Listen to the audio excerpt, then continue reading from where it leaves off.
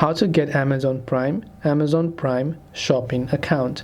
Now if you're talking about getting the Amazon Prime app versus the subscription, so Amazon shopping app is actually available on your app store, so you can go ahead and then download it. But if you want to get the Amazon Prime shopping account or the subscription, which in this case you're talking about, I would recommend that you instead open your browser.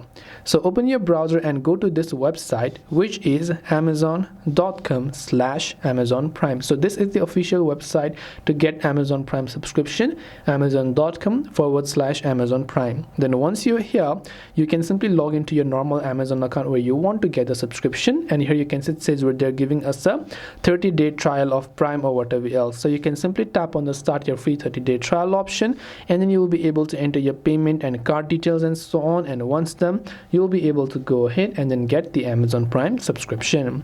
That's all it takes for you to get Amazon Prime. I hope that this video pretty much helped you out. If you have got any further questions, feel free to leave them down below. Thank you for watching till the very end of this tutorial, and as always, see you soon in the next video.